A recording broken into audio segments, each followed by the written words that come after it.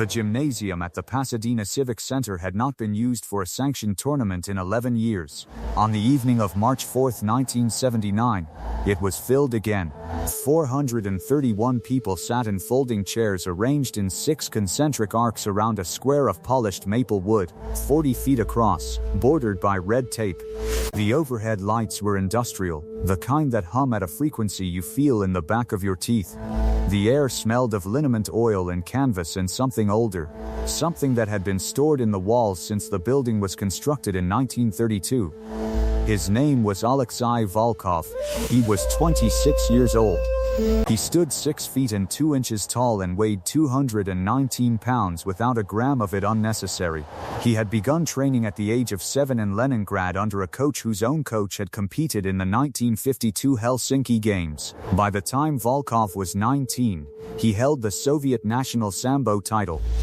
By 22, he had added a European full-contact championship. He had not lost a match of any kind in 4 years and 3 months. In the preceding 18 months, he had submitted 17 opponents, knocked out 9, and caused a tournament director in Hamburg to stop a bout in the 41st second because, as the official report noted, continuation would have served no purpose. He moved the way very few men move, without preparation, without the small telegraphing gestures that martial artists spend years trying to eliminate. He had already eliminated them. He had come to Pasadena on the invitation of Gerald Fitch, the tournament director, as a demonstration fighter. His role was to show what a complete fighter looked like. He had done this twice in the preceding hour. He had done it with efficiency and without malice, and without any visible effort. What was going to happen in the next 47 seconds would not be written about in any newspaper. It would not appear in any record book. It would be carried out of that gymnasium in the memories of the people seated in those 6 arcs of folding chairs. And it would be told and retold in dojos across 3 continents, and it would change slightly with each telling, the way all true stories do, and the essential truth at the center of it would survive every change intact. Nobody in that gymnasium, not one of the 431 people present, understood what they were about to witness. In the 4th row from the back, in a seat he had taken without announcing himself, a man sat with his hands on his knees and watched. He was wearing a gray canvas jacket over a plain white shirt. He had a cap pulled to the midline of his forehead. From where Volkov stood, he looked like an electrician who had wandered in from a job site. He looked like someone's uncle. He was 38 years old, and he had not slept well the night before, and if you had asked anyone in the first 3 rows to identify him, they could not have done it. If you are still watching, and you want to find out what happened in those 47 seconds, make sure you are subscribed, and drop a comment below telling us where in the world you are watching from. This story has never been told in full. Alexei Volkov had come a long way. He had come with a record and with a reputation, and with something else, the thing that follows genuine achievement the way a shadow follows a man at noon, the absolute and completely understandable certainty that what you have built is what you are, and that what you are is sufficient. It is not a flaw in a man to believe in what he has earned, but it is a different kind of belief than the one that lives past the moment of testing. Gerald Fitch had been running tournaments since 1964. He had seen 3,000 fighters across 15 years.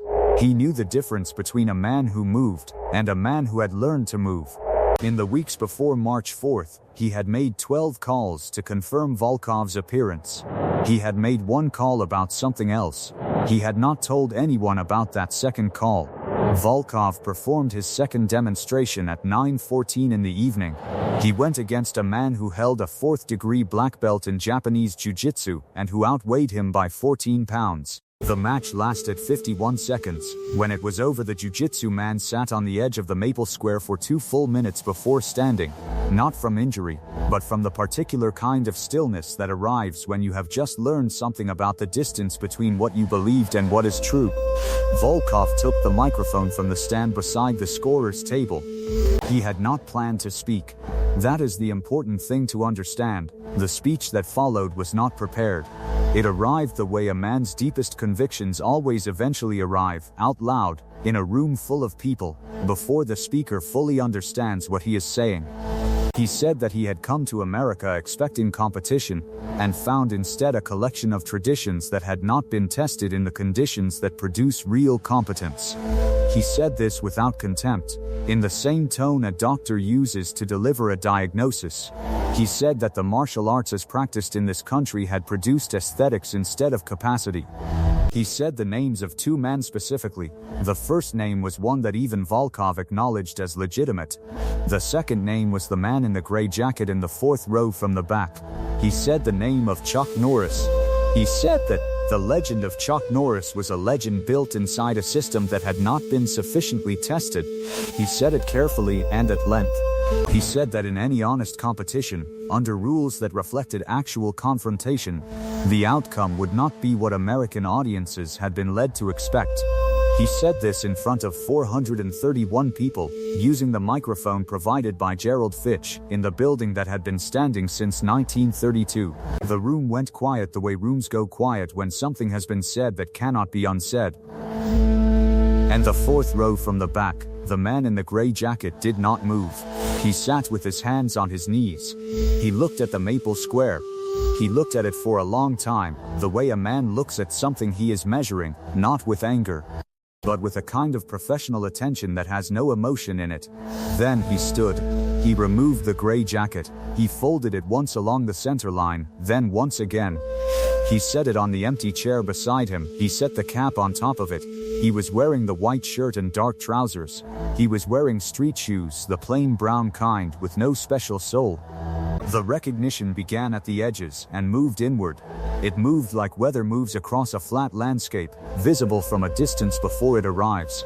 The people in the outer rows saw him first, and the information spread toward the floor, row by row, seat by seat, until the sound of it reached the maple square as a specific and sustained silence that is different from all other silences. It is the silence of people who have just understood what room they are in. Gerald Fitch set his clipboard on the scorer's table. He set it down with care, flat and deliberate, and did not pick it up again. Chuck Norris walked down the aisle toward the maple square. He walked at the pace of a man returning to a parked car. He did not look at Volkov. He looked at the floor 4 feet ahead of him, the way experienced fighters look at nothing and everything simultaneously. He did not stretch. He did not shake his arms loose. He did not roll his shoulders or tilt his neck or perform any of the preparatory rituals that signal to an opponent that the body is arriving for conflict. He simply walked, and stopped, and stood at the edge of the red tape, and looked at Alexei Volkov for the first time. Volkov looked back. He was 26 years old, and he had not been surprised in 4 years and 3 months. This is the moment worth understanding, not the 47 seconds that followed. This moment, before anything moved, before a single weight shift or adjustment of stance. This moment where two men stood at the same distance and assessed what was in front of them. A fight is not two men hitting each other. A fight is a question about distance, asked and answered before the first physical statement is made. The man who controls the distance controls the conversation. The man who controls the conversation controls the room. Volkov had controlled every room he had been in since he was 19 years old. He stood now, and he assessed the distance in something, not doubt. He was not capable of doubt, not yet, but something registered that the information he was receiving was not what he had expected to receive. Chuck Norris said 2 words. He said, "Show me." The first second, Volkov moved at full extension.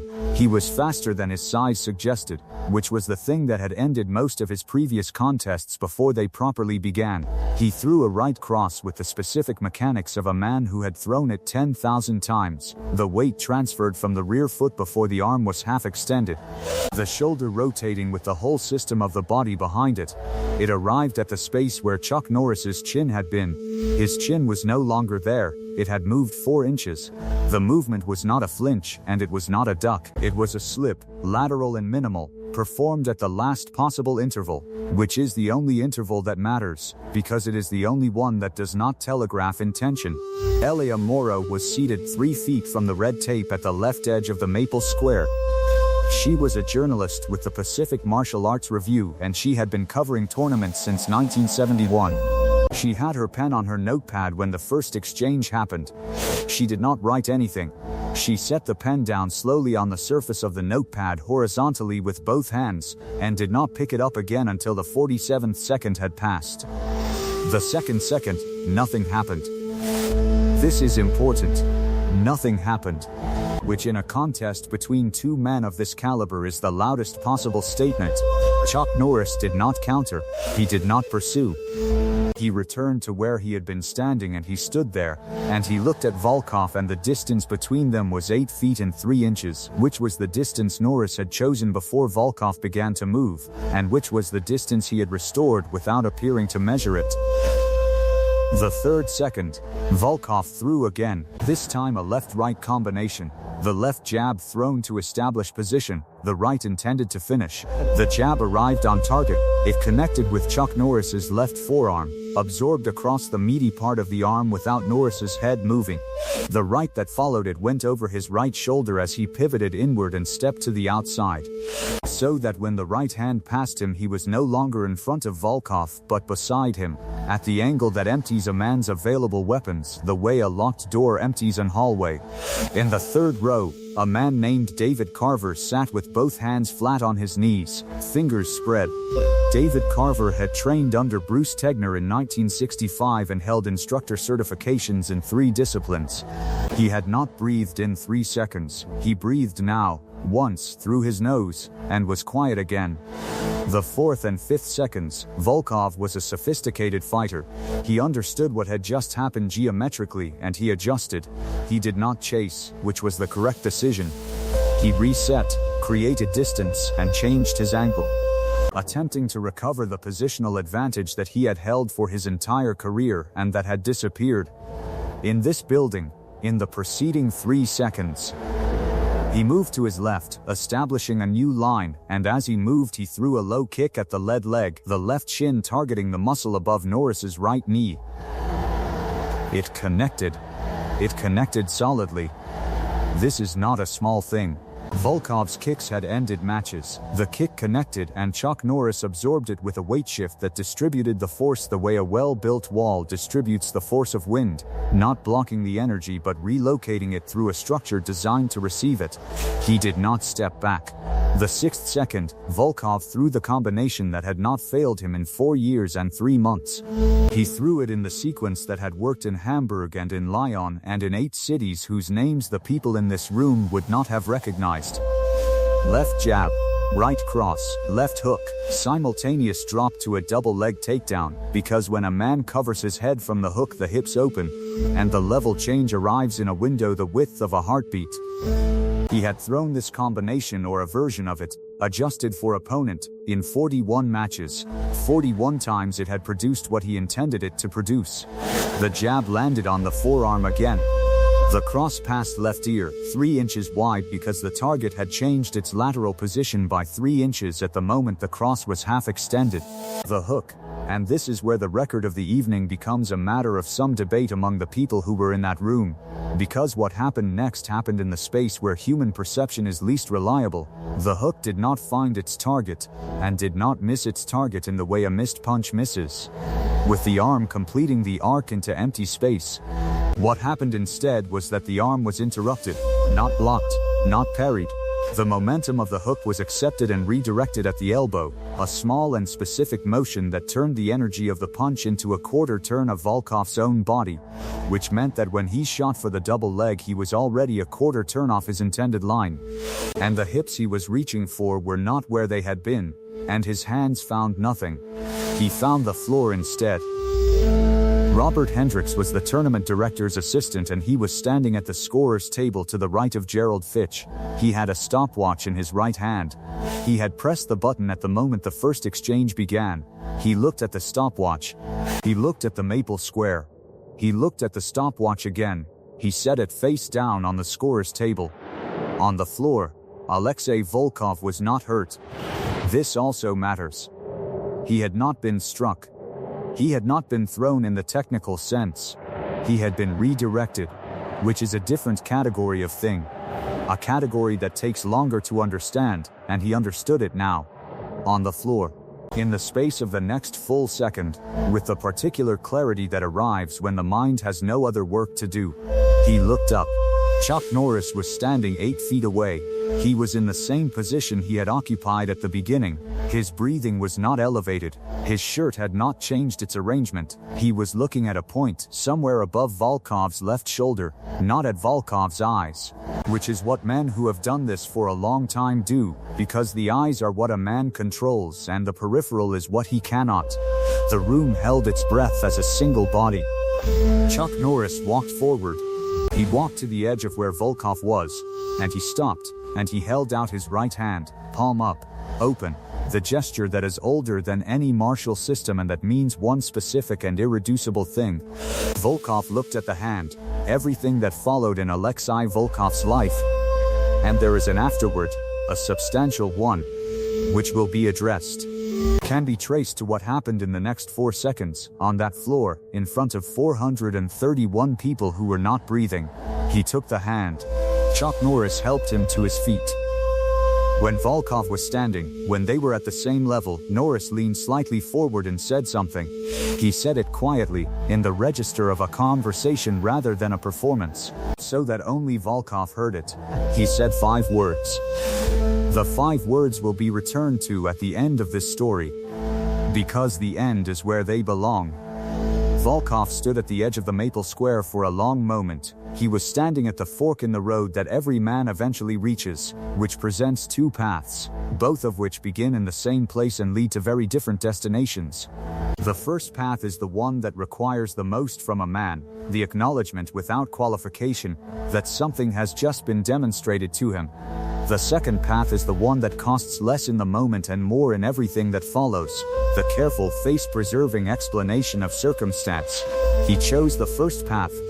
He said, loudly enough for the room to hear, that he had made an error of assessment. He said it without looking at the floor.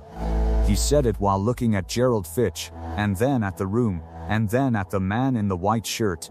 He said that the error had been expensive, and that he was grateful the bill had been presented in this form, in this building, by this person.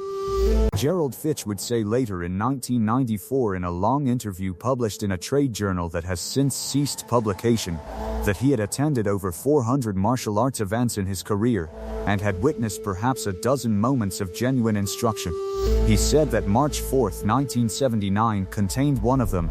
He said that it was not the 47 seconds on the Maple Square that constituted the instruction. He said it was the 4 seconds after. The story left the Pasadena Civic Center in the pockets and in the heads of 431 people, and it traveled the way stories travel, through phone calls and training sessions and conversations at the edges of dojo floors in the years that followed.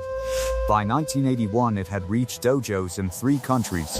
By 1983 the duration of the confrontation had shortened, in some tellings, to 12 seconds. By 1985 certain versions had added a second challenger. By 1988 the location had drifted, in a handful of accounts, to a venue in Los Angeles, which is 18 miles from Pasadena, and might as well be a different country in the geography of a story. The essential truth at the center of every version remained the same, which is how you identify an essential truth. Alexei Volkov returned to Europe in April of 1979. He continued competing through 1983. His record in those 4 years was different from his record before March 4th in a way that statistics do not fully capture. The wins were there, the losses were fewer than you might expect, but something in his approach had changed, something in the way he occupied the space before a match. People who trained with him in that period describe a man who had acquired a specific patience he had not previously possessed. A man who moved without the thin layer of certainty that had once been visible around him like heat off summer asphalt. A man who had been to a particular place, and had come back from it carrying something useful. He opened a school in 1987 in a city on the Baltic coast. The school is still operating. It has produced, as of recent record, 4 national champions and 1 European title. On the wall behind the front desk there is a framed photograph. The photograph is of a maple square bordered by red tape taken from the 4th row from the back. The man in the photograph is barely visible, a gray shape at the edge of the frame already folding his jacket. Elia Morrow published a short account of the evening in the Pacific Martial Arts Review in May of 1979.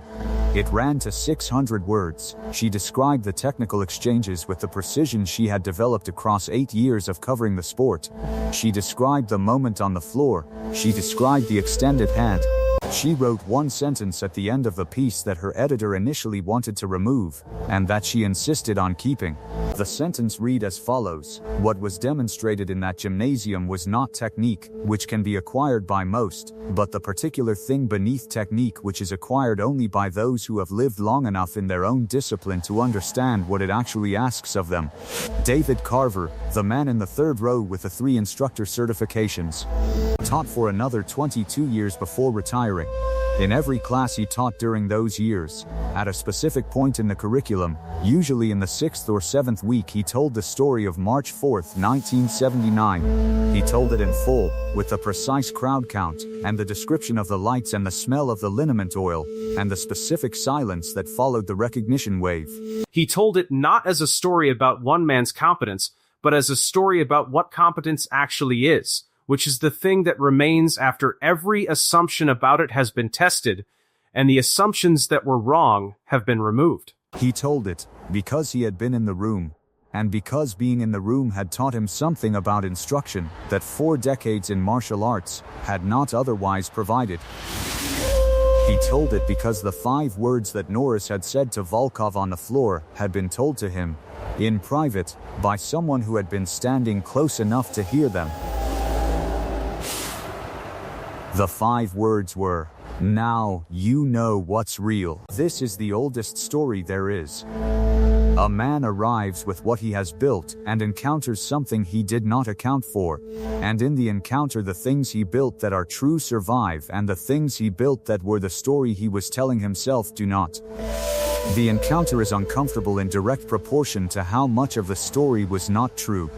The encounter is also, in direct proportion to the same quantity, useful. What Chuck Norris did in that gymnasium on March 4, 1979, was not remarkable for the 47 seconds on the Maple Square. 47 seconds is a brief interval, and the record of it is incomplete, and the people who have attempted to reconstruct the technical sequence have disagreed about several of the details, which is expected and acceptable. What was remarkable was what followed the 47 seconds. The hand extended. The 5 words spoken at the level of a conversation. The quiet return to the gray jacket and the cap, folded and stacked on the chair in the 4th row, and the departure through the rear exit without speaking to the tournament director, without accepting any of the acknowledgement that was available to him in that room, without, as far as anyone present could subsequently confirm, telling this story to anyone, ever. A man who has genuinely learned something does not need to speak about it. The learning is visible in what he does, in how he moves, in the patience he carries in his body when no one is asking him to perform it. The story that matters is not the story a man tells about himself. It is the story that is told about him by the people who were in the room. 431 people were in the room. Next time, we will go inside the confrontation that took place on stage 16 at Warner Bros. in the spring of 1983, when a man who had been told that his credentials exceeded every other credential in that building walked onto a closed set and issued a challenge that he did not fully understand, and what happened in the subsequent 3 minutes that the crew of that production would not speak about for 11 years.